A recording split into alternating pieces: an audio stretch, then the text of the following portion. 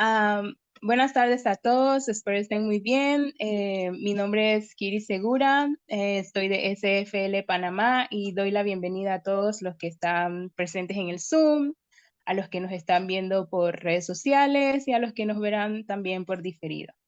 Para iniciar el webinar de hoy, bueno, antes déjenme contarle un poquito sobre SFL, Student for Liberty. Student for Liberty es una red de estudiantes a favor de la libertad de todo el mundo y somos la organización estudiantil libertaria más grande del mundo con la misión de educar, desarrollar y capacitar a la próxima generación de líderes por la libertad. Y como les estaba comentando, el webinar de hoy lleva por nombre Orígenes y causas de la judeofobia en la izquierda. Y todo esto es a causa de los hechos del 7 de octubre. Como hemos visto en los medios y en las redes sociales, una posición fervientemente de la izquierda abierta y a favor del grupo terrorista Hamas. Que para mí es a nivel horrible o espeluznante, por decir. Y por ejemplo, en el caso de las niñas, mujeres y jóvenes, cómo el feminismo o sea, ha quedado totalmente en silencio y no ha dicho, por ejemplo, la ONU no se ha pronunciado eh, en contra de este grupo terrorista que ha cometido hechos de violación contra las mujeres brutalmente. Y para esto, y bueno, también otro punto es que en las redes sociales se puede ver a muchos jóvenes pro Hamas apoyando a este grupo, que es un grupo terrorista, como sabemos, y en realidad estos jóvenes no conocen sobre este tema y no conocen la profundidad del tema. Y todo esto a favor de una supuesta justicia social, como lo que normalmente dice la izquierda. Entonces, para esto, yo invité a Ezequiel Iván, que nos pueda explicar sobre esta situación. Entonces, le voy a leer un poco sobre quién es Ezequiel.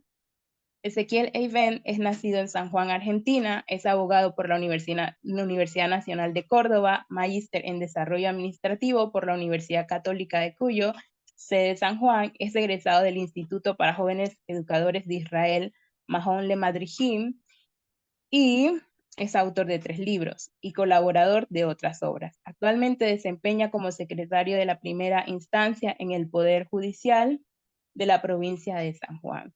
Bienvenido, Ezequiel, y doy pase total ahora para que nos pueda explicar. Bueno, muchas gracias, Gaby, muchas gracias a ustedes, a Students for Liberty, por supuesto, por la invitación. No es la primera vez que participo en uno de sus seminarios, sea a través de la web o sea personalmente, así que, bueno, agradezco la confianza depositada en mí nuevamente y, por supuesto, manifestando que me gustaría conocer el país en el que están residiendo ustedes en este momento, el cual conozco solamente por aeropuerto nada más. Bueno, el tema que nos convoca hoy en día es el de orígenes y causas de la judeofobia en la izquierda. Vamos a ver concretamente qué es la judeofobia. Vamos a intentar definirla. Vamos a enumerar algunas características que evidencia. Vamos a distinguir esta palabra no tan difundida de la palabra antisemitismo, mucho más conocida y difundida.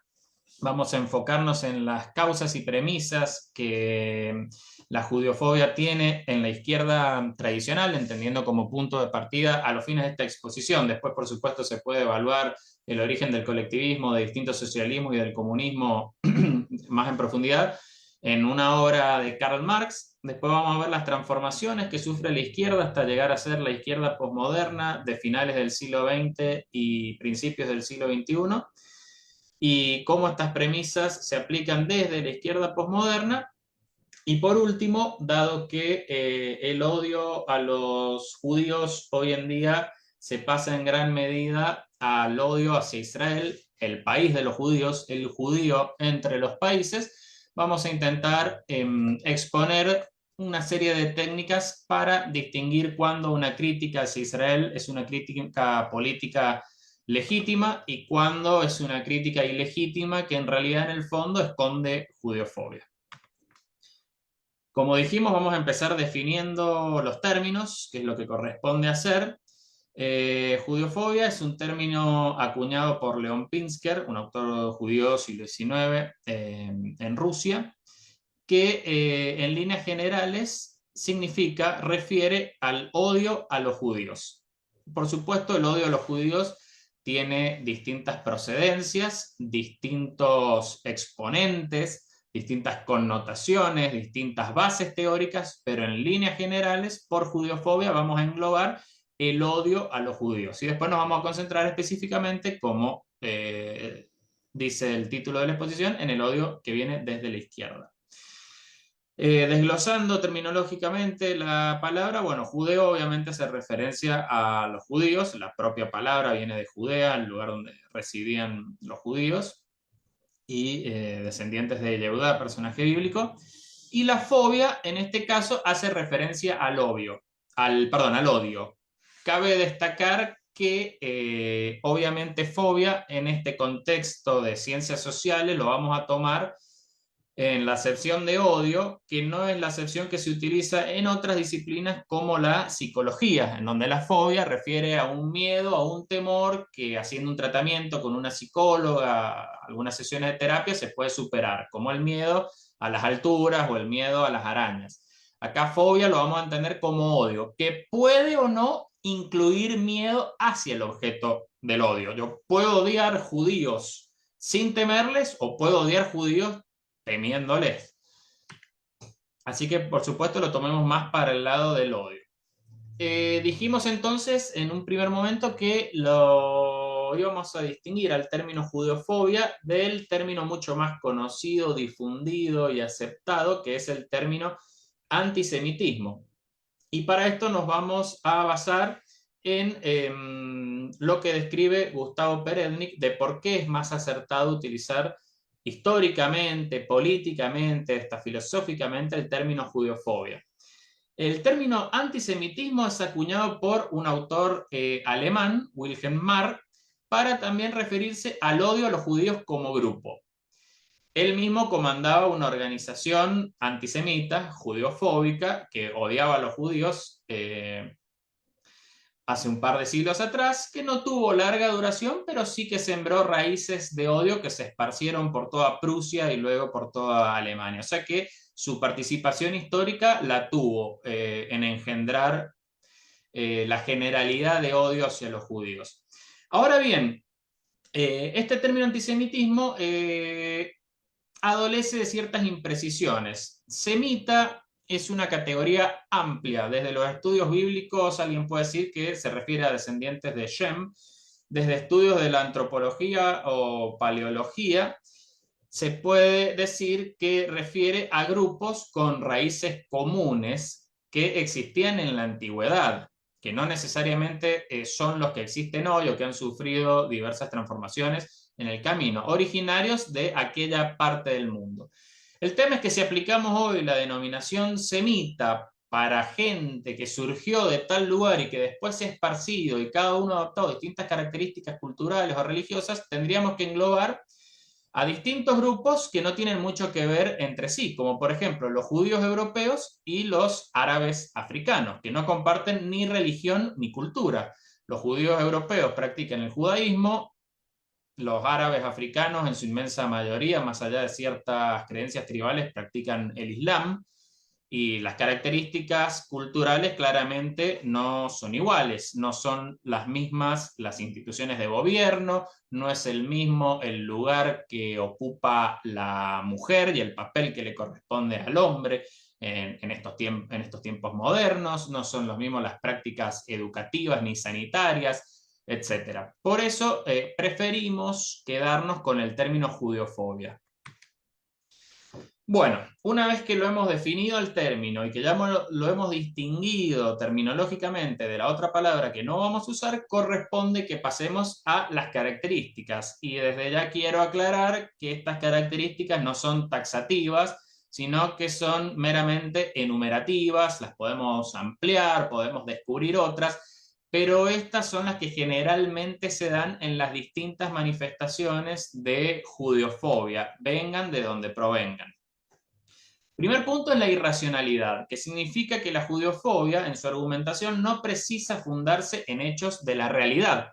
No le interesa contar verdades a la judeofobia, no le interesa tener un argumento sólido, sustentado en la lógica, que parta de la evidencia científica, ni nada por el estilo. Por eso se puede basar tanto en mitología como en teorías conspirativas, como en maliciosas interpretaciones religiosas, etc.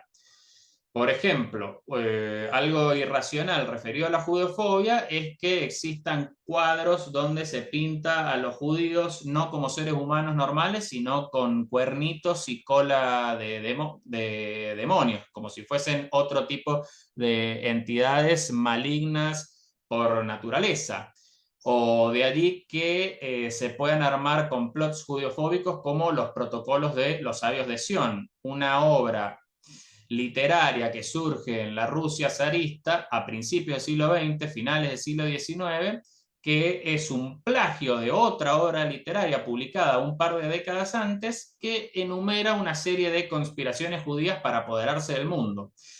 ¿Qué hechos de la realidad refleja esa obra? Absolutamente ninguno. ¿Qué citas tiene que comprueben que algo así sucedió o estaba sucediendo? Absolutamente ninguno. Y sin embargo fue un furor literario de la época y fue un punto de partido para que se organizaran pogromos, que son levantamientos populares violentos en contra de comunidades judías que provocaron matanzas inusitadas, mujeres, niños, bebés, descuartizados incluidos.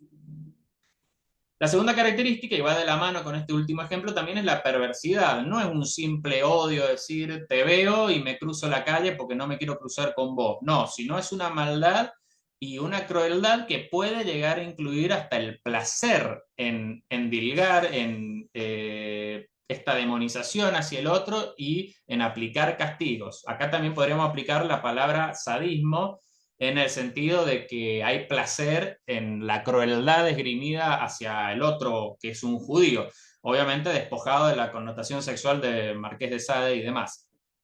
Bueno, la perversidad la hemos visto, mejor dicho, en atentados terroristas practicados por islamistas, la hemos visto en decapitaciones de civiles judíos, como la decapitación a Daniel Pearl, un periodista americano judío, la hemos visto en los campos de concentración nazis, etc. La tercera característica a la que quiero hacer referencia ahora es la contradictoriedad. Esto significa que a la judeofobia no le interesa mantener una línea coherente en su argumentación, sino que es capaz de englobar y defender en el mismo tiempo y lugar o en distintos tiempos y lugares, según le convenga, nociones y concepciones contrapuestas que igualmente se le atribuyen al judío. Es por eso que un judeófobo comunista va a acusar al judío de ser un representante explotador del capitalismo, mientras que tal vez una persona de alguna rama de extrema derecha va a acusar al judío de ser un socialista, obrero, bolchevique, revolucionario. Es decir, se lo puede acusar de capitalista y comunista sin ningún tipo de problema y sin reparar en que no se puede ser y no ser a la misma vez y en el mismo lugar, ¿no? Se pueden violar las leyes lógicas descubiertas por Aristóteles sin ningún problema a la hora de acusar al judío, ¿verdad? Porque lo que importa es acusar, demonizar, hostigar, odiar. No importa la fundamentación lógica, no importa si es cuerdo o no cuerdo el argumento. Y por último vamos a nombrar las múltiples procedencias que puede tener la judiofobia. El odio hacia el judío puede venir desde la religión, como es el que aplica el islamismo, la rama política fanática que lleva el Islam hasta a sus últimas consecuencias, puede ser científica de base racial, como es la que aplicaron los nazis para enaltecer la raza aria y disminuir la raza inferior judía, o puede ser de características sociopolíticas con tintes jurídicos, políticos, como fue en Francia con el caso Dreyfus, en donde se lo acusó de traición a un capitán francés en el ejército y se armó todo un revuelo antisemita en el pueblo como si Dreyfus representara un complot judío contra la patria francesa, o bien puede ser también con connotaciones económicas, como el antisemitismo barra judiofobia exhibido en la ex Unión Soviética, ¿verdad? Donde se liquidó a comunidades judías enteras, se los acusaba a veces de ser dominadores económicos, de vaya uno a saber qué procedencia y demás. Bueno, empezamos entonces, como dijimos, primero con postulados de izquierda tradicional para después ver la transformación y llegar hasta la izquierda posmoderna. Un punto de partida fundamental, ineludible en entender el odio que hay en la izquierda hacia el judío y hacia lo judío es la obra de Karl Marx, La cuestión judía. Karl Marx, paradójicamente, descendiente de judíos, su padre ya convertido al cristianismo, él ya nacido en una familia de prácticas cristianas, obviamente después promotor a su manera del ateísmo, escribía atrocidades respecto de los judíos, atrocidades morales, con la intención de cargar las tintas contra este pueblo, este sector de la población que al parecer era culpable de muchísimos males en la actualidad de aquellos tiempos. Así tenemos que el fundamento secular del judaísmo es el interés egoísta, es la necesidad práctica, que el culto secular practicado por los judíos es la usura, que el dios secular de los judíos es el dinero, que hay que emanciparse de la usura y el dinero, por lo tanto hay que emanciparse del judío y del judaísmo, que hay que promover una sociedad que acabe con la usura y que por lo tanto haga imposible el judío, porque parece que la única forma de vida que tiene el judío, la única forma que conoce, es la usura. Su conciencia religiosa, veamos esta metáfora, es como un vapor turbio que debe despejarse, etc. Y después tenemos otras expresiones que aparecen en la misma obra. El judaísmo es un elemento antisocial, la emancipación de los judíos es emancipar a la humanidad de los judíos. El judío aparece como la sociedad el judío es el representante de la sociedad burguesa y como ya sabemos Marx ataca en su obra a la sociedad burguesa. La sociedad burguesa engendra al judío en su propia entraña y el dinero es el celoso Dios de Israel que a su vez humilla a los dioses de los otros hombres y los convierte en una mercancía. Es decir, que el judío a través del dinero humilla a los dioses, humilla a los hombres, los transforma en bienes de cambio y no los considera como personas en sí mismas. Bueno, todo esto viene de la obra de Karl Marx y podemos entender que haya sido utilizado por distintos autores de izquierda, por distintos políticos de izquierda, para arremeter en contra de las comunidades judías en Rusia y los izquierdistas del mundo en otro lado para arremeter contra las comunidades judías dispersas en la diáspora. ¿Qué premisas de izquierda son famosas en esa época, que las vemos en libros, que las vemos explícitas, que las vemos en síntesis, que las vemos a través de eslóganes y demás? La primera, el enemigo del ser es el tener, que es la manera en que un autor resumió la obra de Karl Marx. Es decir, que si yo tengo, no estoy siendo. Mientras más bienes materiales o propiedades yo tenga, más alejado estoy de la existencia o de la realidad como ser humano y me convierto en otra cosa. Después, que la propiedad es un robo, un claro ataque a la propiedad privada de los bienes y de los medios de producción y un favorecimiento, ¿no?, de otras formas comunalistas, colectivistas de mirar la vida. Y por último, que la religión es el opio de los pueblos. Obviamente que un credo religioso entonces, particularmente en este caso, por ejemplo, el credo judío, va a envenenar y va a atacar la buenaventura y el bien andar de los pueblos. ¿Cuáles son los efectos de estas concepciones de izquierda en la práctica y en la mirada hacia el judío y hacia lo judío? Bueno, si se rechaza el poder del dinero, vamos a rechazar al judío que tiene por Dios al dinero, según nos explicó Karl Marx. Si rechazamos la acumulación de capital, vamos a rechazar al judío que es rico, millonario y que vive para la riqueza y que peor aún obtiene la riqueza a costa de explotar a los demás. Si vamos a rechazar el comercio, vamos a rechazar al judío, que es sinónimo de mercado, porque los judíos ven a los demás como mercancía, porque los judíos son comerciantes y por eso hasta la doctrina cristiana los rechaza bajo ese mote, ¿verdad? Y bien, por último, el rechazo al egoísmo. Y ya nos dijo Karl Marx que el judío persigue el interés propio, es individualista, es egoísta, es avaro, entonces corresponde rechazarlo automáticamente. Ahora bien, hasta ahí son bases fundamentales del odio judío que viene desde la izquierda, como vimos, muy asentado en lo que es lo político, social y económico. Con las nuevas construcciones teóricas de la izquierda, autores diversos, estructuralistas, postestructuralistas, modernos, Escuela de Frankfurt, Marcuse, Foucault, esto va a adquirir también un análisis cultural y moral más profundo.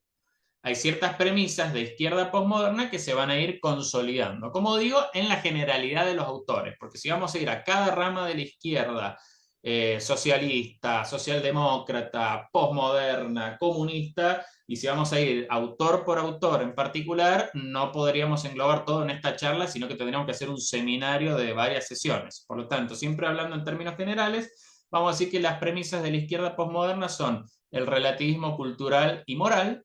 Quiere decir que no hay culturas ni sociedades mejores a otras, por lo tanto, uno puede ser un judío que viva su vida normalmente, como cualquier persona vive aquí en Occidente, que va a trabajar y que cuida a su familia, pero no puede jactarse de ser superior moralmente ni de tener una cultura superior a vecinos del vecindario en Medio Oriente que la piden a las mujeres por adúlteras que cuelguen a homosexuales en plazas públicas porque la homosexualidad es un pecado a los ojos de Alá y que promuevan ciertas prácticas, por ejemplo, en comunidades africanas que tienen que ver con infibulación y clitoridectomía, si mal no recuerdo en este momento el término médico, que consiste en amputar a las mujeres de ciertos órganos sexuales para que sufran el sexo y no sientan placer al tenerlo y sufran al engendrar, ¿no?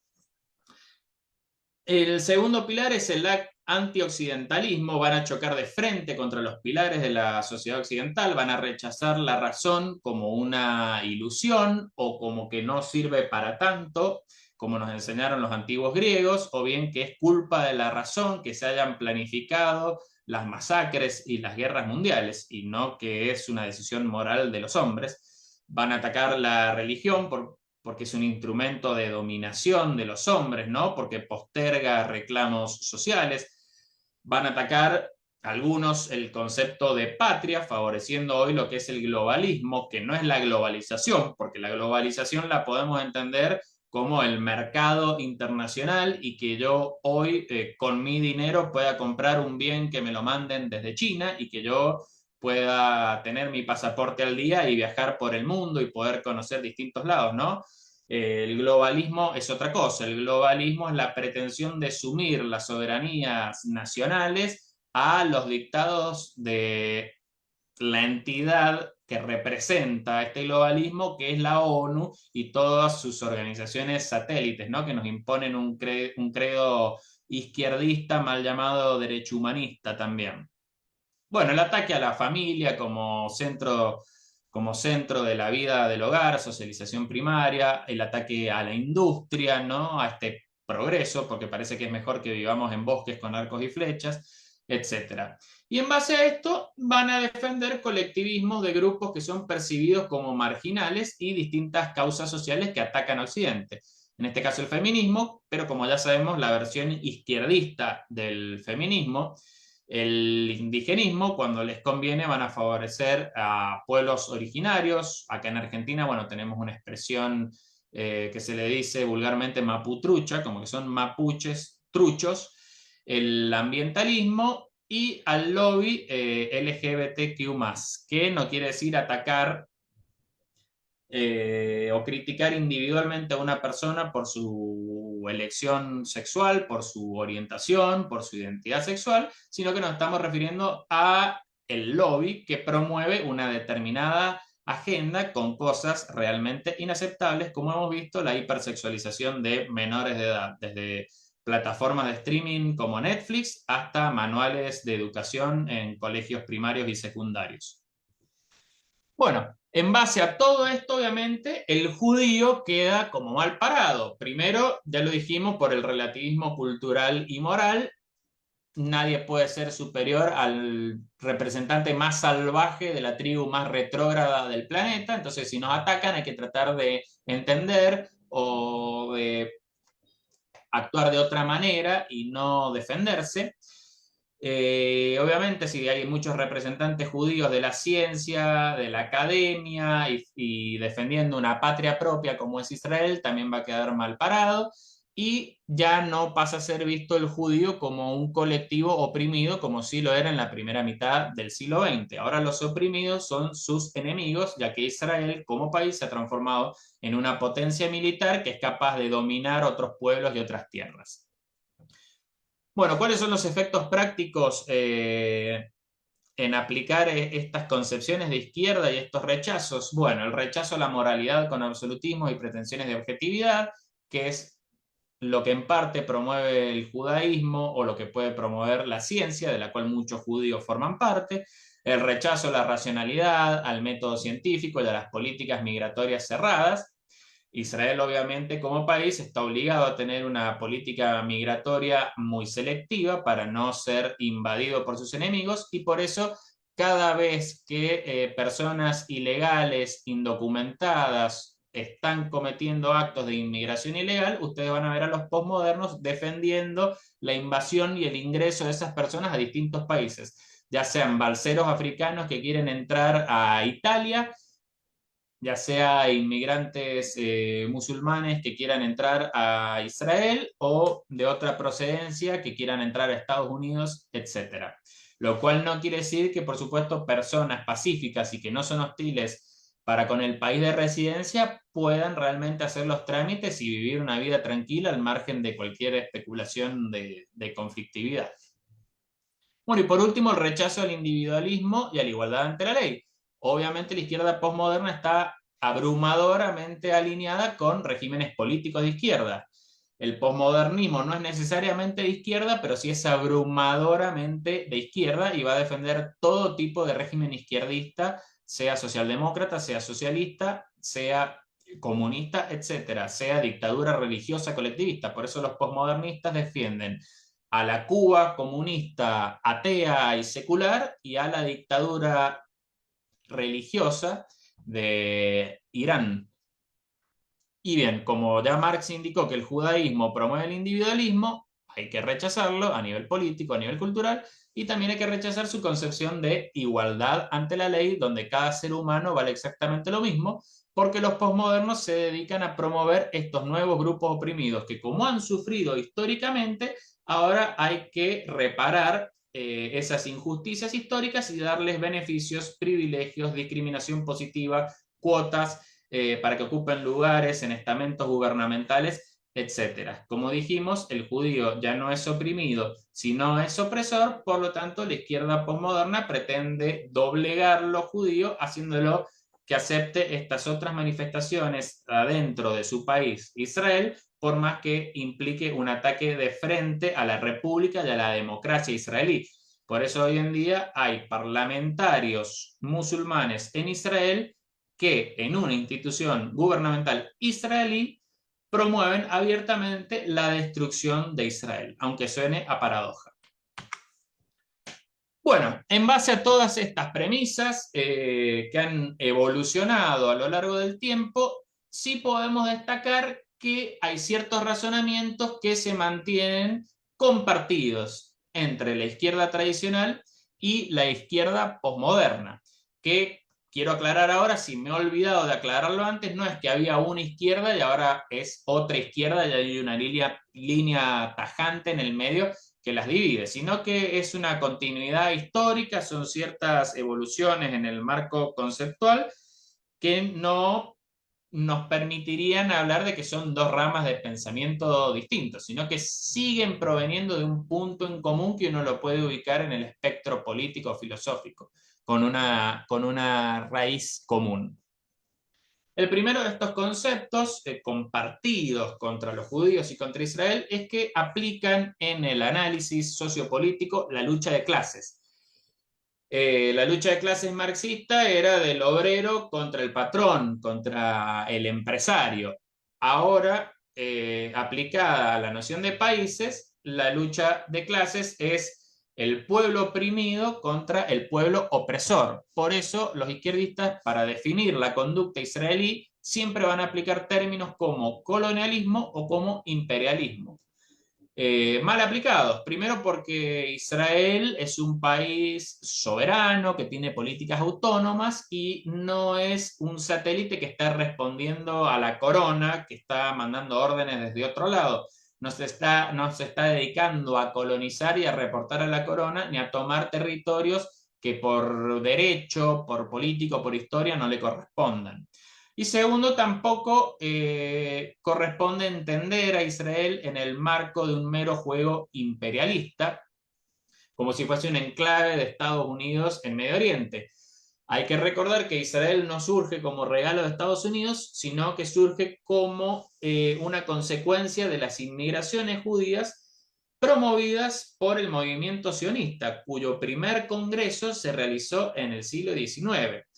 Y la guerra de la independencia, Israel la pelea en el año 1948, con Estados Unidos sin apoyarlo y por el contrario disuadiéndolo de que no declarara su independencia. Israel se hace aliado de Estados Unidos recién a partir de 1967 por cuestiones estratégicas, obviamente después por afinidad de valores, luego de la guerra de los 6 días, pero no antes. Por lo tanto, Israel no nace como un apéndice de Estados Unidos, ni con el favor de Estados Unidos, ni con el apoyo logístico, armamentístico y económico de Estados Unidos.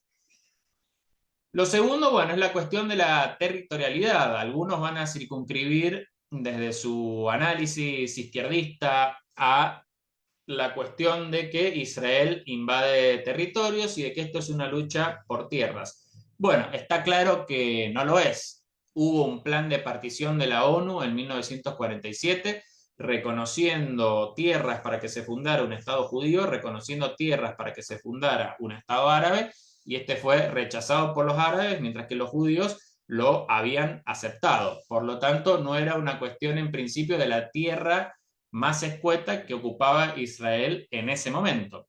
Luego después vinieron guerras en donde Israel fue ganando territorio, pero no lo robó, sino que lo recuperó, ya que previo a este plan de partición de la ONU había una decisión de la Liga de las Naciones de favorecer la creación de un Estado judío.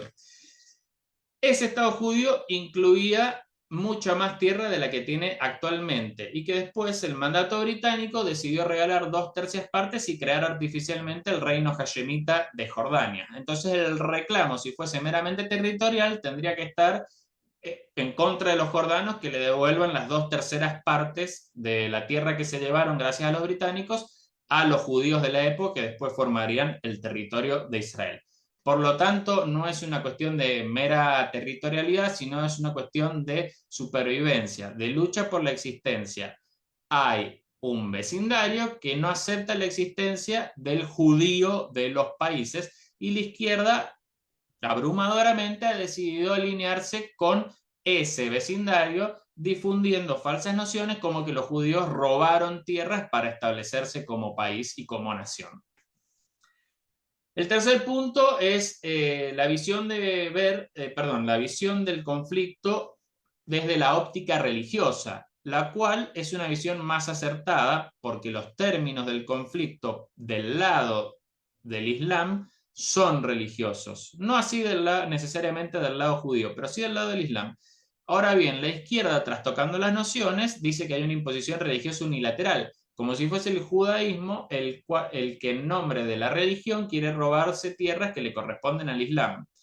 Cuando, bueno, leer los textos musulmanes nos dan la pauta de que la visión de Mahoma de Muhammad, el profeta, es dividir al mundo en dos: los territorios ya controlados por el Islam y los territorios que le queda controlar al Islam. Es decir, no hay espacio para manifestaciones pacíficas, abiertas y sin ser perseguidas de otras religiones, ni judías, ni cristianas, ni de ningún otro credo.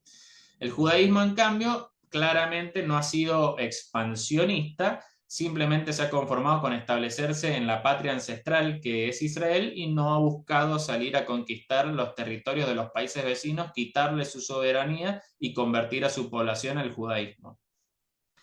Y por último, bueno, es a esta altura ya un viejo truco, que en su momento fue novedoso, pero ya es un viejo truco, que es decir, no soy antisemita, soy antisionista. Es decir, no estoy en contra de los judíos, sí estoy en contra de Israel, estoy en contra del judío de los países. Y por lo tanto rechazan el movimiento nacional judío, que es el sionismo, y promueven la creación de una Palestina laica, como si los musulmanes que fuesen a ocupar las tierras de Israel una vez que el Estado esté obliterado fuesen laicos y no trajeran sus propias concepciones religiosas y bastante fanáticas, como hemos visto, que promueven hoy en día las distintas agrupaciones terroristas, como mencionó Cisel en la introducción, Hamas, que es una de ellas, que está apoyada a su vez por Irán, que es una dictadura teocrática. Por último, dijimos cómo detectar cuando no estamos frente a una crítica legítima hacia los judíos en Israel, sino que estamos frente a una crítica que esconde judeofobia, aplicando el método de las 3D de Natan Sharansky, un emigrante de la Unión Soviética ya radicado, que ya se radicó en Israel finales de los años 80, si mal no recuerdo, principios de década del 90, y que nos entregó estas tres herramientas: deslegitimación, demonización y doble estándar.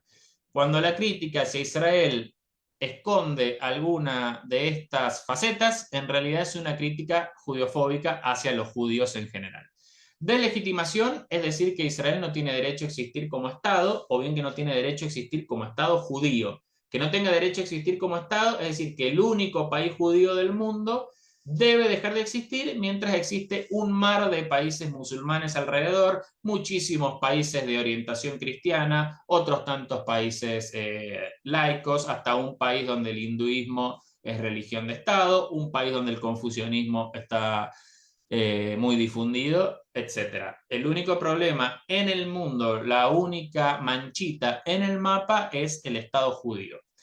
Y la versión atenuada, que no deja de ser judiofóbica, es que Israel no exista como Estado judío, es decir, que no pueda favorecer la inmigración judía, que no tenga la estrella de David en su bandera, que la tikva, la melodía judía que refleja el ansia por volver a la patria, no pueda ser su himno nacional, y que por ley no se pueda favorecer la inmigración judía para ocupar el país con los descendientes de quienes construyeron la tierra. Decir que Israel no puede ser Estado judío implicaría abrir las fronteras y que pueda ser inundado por millones y millones de inmigrantes musulmanes que en el transcurso menor de tiempo de una generación ya le cambiarían absolutamente todas sus características y pasaría a ser una dictadura musulmana más como todas las que hay en el vecindario.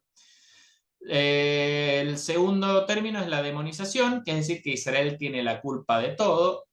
Como bien se mencionó, hay claramente un país víctima que es Israel, por ejemplo, en el 7 de octubre, donde sus ciudadanos civiles fueron deliberadamente atacados un domingo en la mañana mientras dormían, y aún así la izquierda dice que la culpa de alguna manera es de Israel. Esto incluye críticas desproporcionadas, como que Israel no se puede defender o que Israel se dedica a la matanza de niños, e incluye comparaciones improcedentes como que Israel es la Alemania nazi y la Franja de Gaza es el gueto de Varsovia.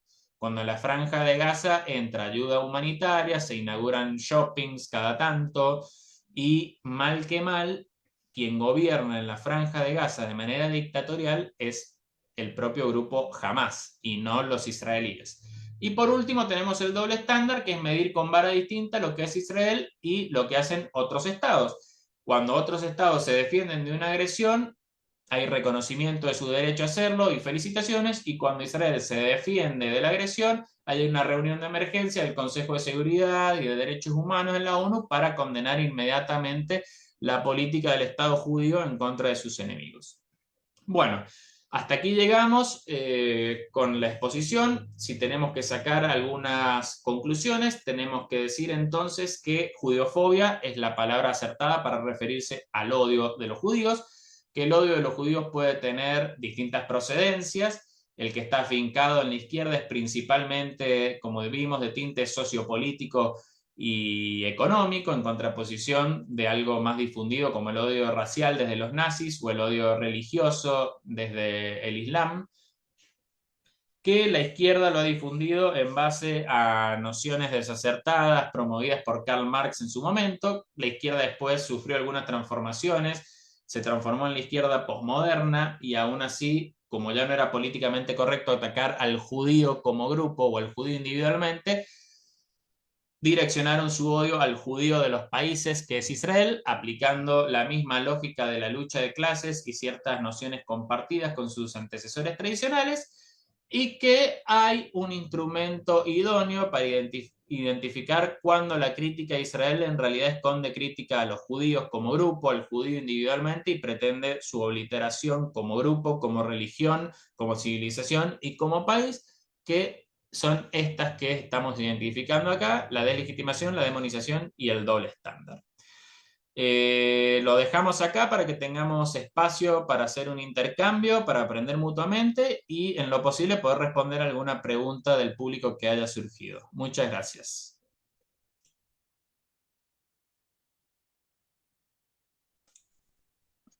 Muchas gracias, Ezequiel. Bueno, ahorita el espacio está abierto para todos los que quieran hacer preguntas y con gusto se las hago llegar al expositor para que las pueda responder. Para ver.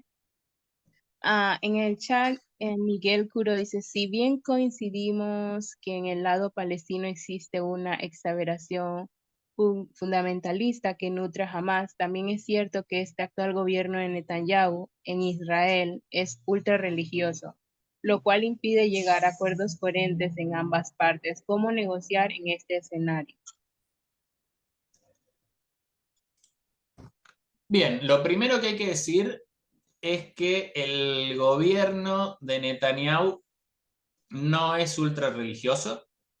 De hecho, el partido históricamente de Netanyahu es el Likud, que es de centro derecha, y sus representantes no son necesariamente religiosos. Sí tienen mejor onda y sintonía con los religiosos que la gente de izquierda. Por otra parte, el sistema israelí obliga a formar coaliciones de partidos para poder gobernar y sostener el gobierno en el largo plazo, porque si no sucede lo que ha venido sucediendo en esta última década, mejor dicho, la década anterior también, en donde los gobiernos podían durar 1 año, 2 años, 1 año y medio y no llegaban a cumplir el mandato de 4 años, justamente porque las coaliciones se desarmaban. En ese contexto, sí, Netanyahu y su partido encontraron aliados naturales en sectores más religiosos, como la izquierda ha encontrado aliados más naturales a sus premisas en partidos árabes o de orientación árabe. Planteado esto, los términos del conflicto en cuanto a la parte religiosa del mismo están planteados por el agresor.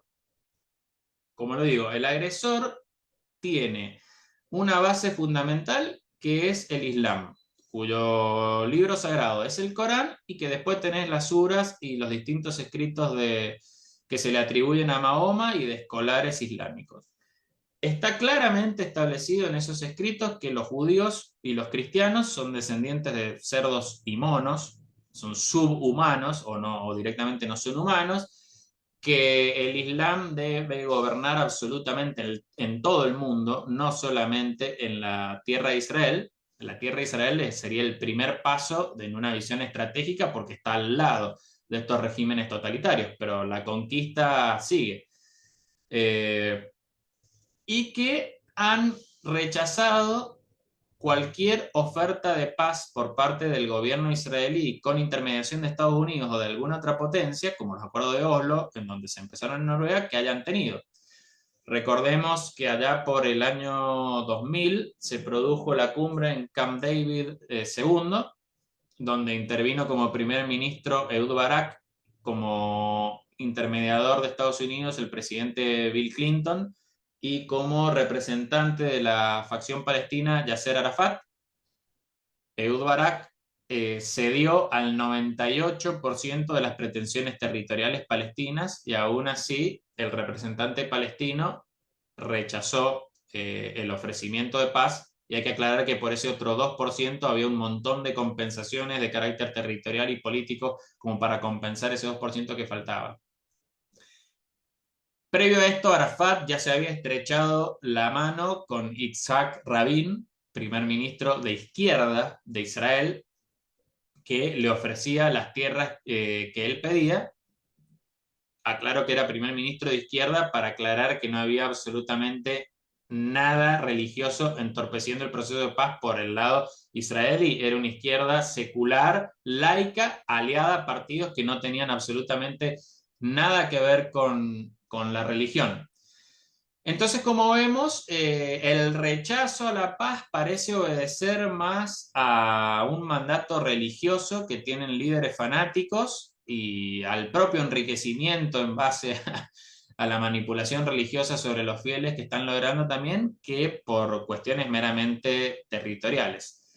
Como ya no lo he dicho en realidad, pero como hemos dicho en otras oportunidades, nunca existió un Estado palestino donde hoy está radicado Israel y donde están los territorios bajo control de la autoridad palestina.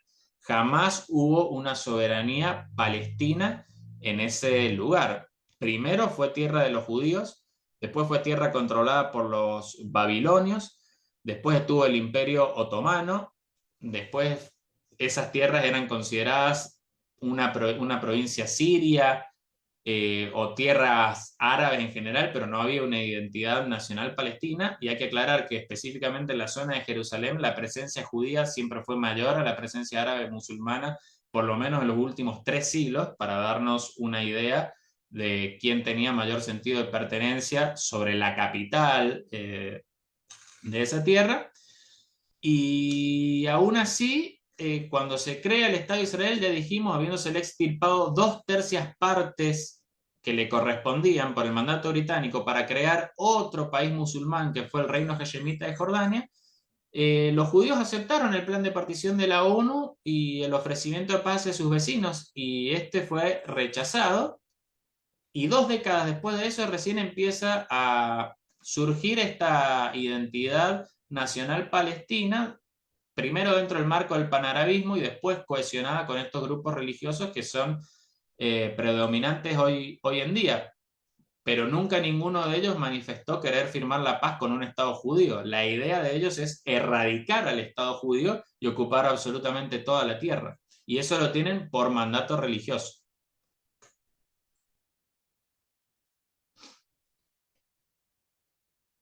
Bien, tenemos otras preguntas. Dice, ¿en qué momento crees que comenzó esta oleada izquierdista judeófoba que inclusive ha copado la cultura, la música y el cine? Sí, es una pregunta muy interesante, al igual que la anterior se puede dar un poco más de precisión, ¿no? Porque estamos hablando de elementos más concretos, ¿no? Como coaliciones políticas y hechos históricos. Acá con estas corrientes izquierdistas habría que analizar profundamente, ¿no?, estas oleadas y estas transformaciones. De la izquierda tradicional, yo pongo ese escrito de Karl Marx, que es el autor referente, el dios secular de la izquierda, por utilizar los mismos términos que usa Marx para describir a rivales, el escrito ese que se llama La cuestión judía. Después el posmodernismo, el estructuralismo, no veo que haya particularmente un escrito fundacional que lleve a eso, sino que las corrientes que surgen en su seno, desde los movimientos estudiantiles, como un movimiento estudiantil que surgió en Alemania, que terminó creando una agrupación terrorista que terminó participando de un atentado contra israelíes, googlear Operación Entebbe, lo recomiendo, no tuvo un detonante específico, sino que es más que nada esa judeofobia que empezaron a difundir distintos autores proyectados, en este caso, en contra del Estado de Israel.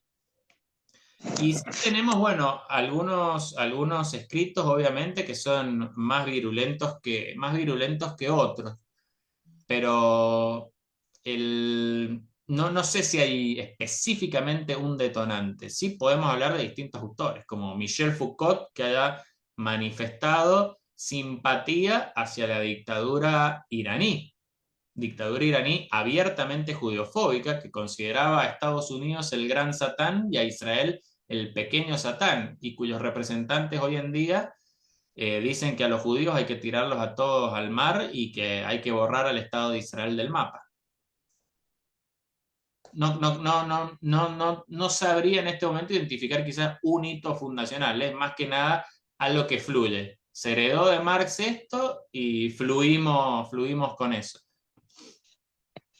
Ok, Catherine en el chat pregunta, ¿los países que hoy son judeófobos necesariamente tenían un ADN de judeofobia en el pasado?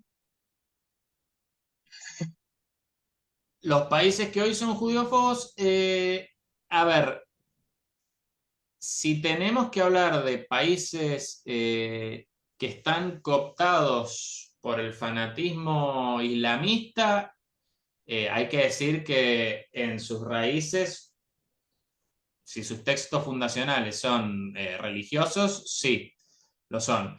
Lo cual no quiere decir que históricamente judíos y árabes se hayan llevado siempre mal, o incluso judíos y persas. Recordemos que los iraníes no son árabes, son persas, e Irán eh, en cierto momento del siglo XX fue aliado de Estados Unidos y como consecuencia tenía una buena relación con Israel, que inclusive podía llevar a cooperación en materia nuclear para asistir a sus sociedades. Después se provocó la revolución islámica en Irán en la década del 70, derrocaron al gobierno secular, asumió una dictadura islamista e Irán pasó a transformarse en un país completamente judeofóbico que tiene por mandato divino exterminar a Israel y a los judíos del Medio Oriente. Entonces ahí tenemos un caso de un país que no era en su origen como país judeofóbico, pero sí lo fue a partir de que subió una dictadura islámica. El caso de la identidad nacional palestina, fabricada a partir de la década del 60, sí nace profundamente judeofóbica porque nace con el propósito explícito de recuperar las tierras que los judíos se habían robado. Entonces ahí sí tenés un caso de un país, no de un país, perdón, de un movimiento que busca hoy en día un Estado que sí nace específicamente judeofóbico. El caso de Hamas, que es el gobierno de la Franja de Gaza, también nace explícitamente judeofóbico, porque tiene en su constitución, en su instrumento fundacional, no vamos a creer que es una constitución de tinte occidental, en su instrumento fundacional tiene explícitamente los peores versos del Corán en contra de los judíos y la aniquilación de Israel como un gran objetivo. Así que bueno, ahí tenemos ejemplo de dos tipos de surgimientos, de países dominados por islamistas que no surgen explícitamente judeofóbicos y otros que sí. Sí, es súper interesante y ahí estaba pensando en el tema de los países occidentales europeos, y con todo este tema del islamismo actual. ¿Qué nos podrías comentar, Ezequiel? Bueno, lamentablemente muchos países europeos han sido muy condescendientes con este tema. Generalmente, generalmente han sido condescendientes, incluso han tenido gobiernos de izquierda como en España y en Francia que han llegado a apoyarlos explícitamente y después han sufrido atentados en su propio territorio. España tenés el atentado en el subte, Francia tenés Charlie Hebdo y otro tipo de manifestaciones el mismo día, y tenés un montón de musulmanes de tinte islamista marroquíes que salían a destruir el país si su selección de fútbol ganaba o si su selección de fútbol perdía durante el Mundial en Qatar 2022. El problema que tienen esos países no solamente es que han sido condescendientes con el terrorismo, sino que, y que además lo han llegado a favorecer, sino que tienen un problema interno, porque hay muchos magrebíes que ya son ciudadanos franceses o ya son ciudadanos españoles de segunda o tercera generación. Entonces, de acuerdo a sus propios cánones, de acuerdo a sus propios estatutos, no los pueden tratar como extranjeros en su propio país porque tienen las nacionalidades, porque han nacido dentro de ese país. El problema acá es obviamente haber renunciado a una educación en pro de el respeto por las distintas, no por las distintas identidades, por la identidad del país en el cual residen, de un reconocimiento de quién es la población mayoritaria, de cuál es su historia, de cuál es su tradición, de cuál es la religión más difundida, y que ellos puedan practicar la religión que quieran, porque hay libertad de conciencia, libertad de culto, pero no intentar imponerla hacia los demás. Esa misma renuncia la hemos visto en Londres, donde el alcalde de Londres, que también es musulmán, ha renunciado, digamos, a patrullar las calles, y hay zonas directamente tomadas por islamistas que pueden llegar a ser violentos con sus vecinos ingleses cristianos.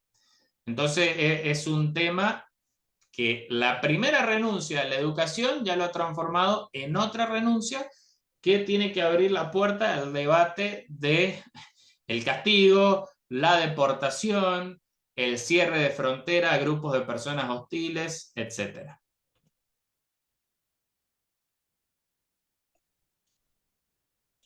Gracias, Ezequiel.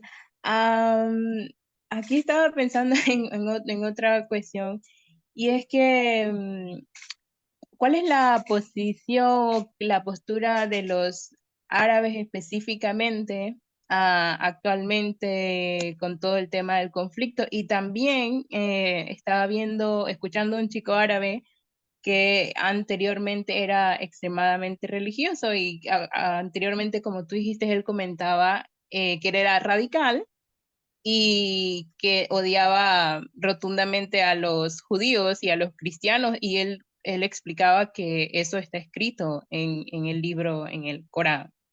Entonces, yo pienso que hay como una ingenuidad también de los occidentales y que no entienden en realidad la profundidad de todo el tema. Y también él comentaba de que para los que estén interesados pueden ver el video en Atzat Asheni, creo que es la pronunciación, no sé exactamente.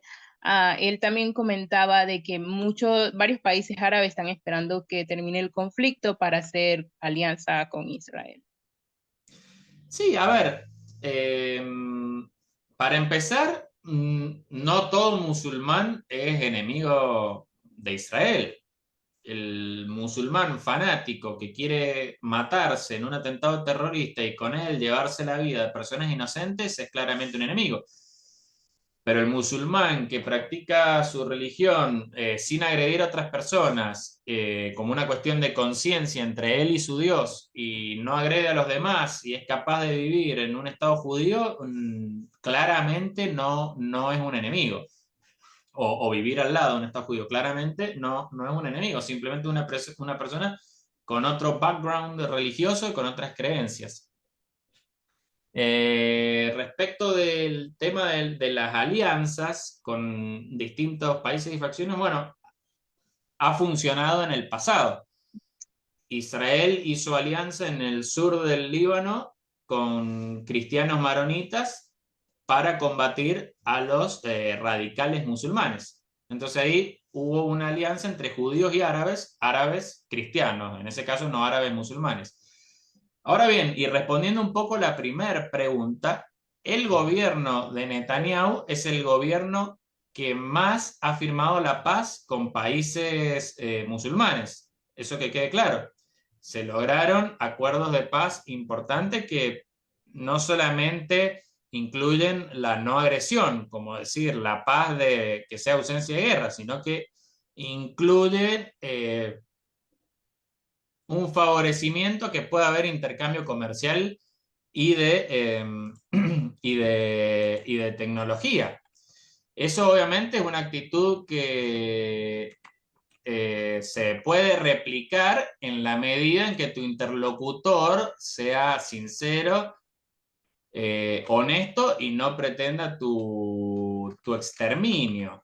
El tema es que, bueno, por supuesto, lo más cercano que tiene Israel es la facción terrorista palestina y ellos sí aplican una enseñanza del Corán que habilita a mentir y a decir públicamente que se quiere la paz cuando en realidad lo que estás buscando es una ventaja eh, para poder destruir al enemigo, ¿no? Eso hasta ahora no ha sido la actitud de los gobiernos que firmaron con Israel, si mal no recuerdo, los acuerdos de Abraham le llamaron, que se firmaron acuerdos con Emiratos Árabes Unidos, Bahrein, Sudán y Marruecos. Previamente hay un tratado de paz con Jordania en 1994 y el primer tratado de paz de Israel con una nación árabe que fue con Egipto, tan solo 6 años después de la guerra de Yom Kippur, que por momentos se mantiene. Por supuesto, Egipto, cuando ha podido atacar diplomáticamente y culturalmente a Israel,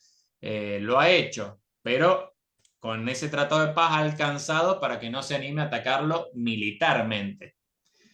Nadie está pidiendo que naciones que han tenido un pasado conflictivo y de enemigos se den besos en la mejilla, pero sí esto puede conducir a que simplemente no se ataquen y cada uno haga su vida.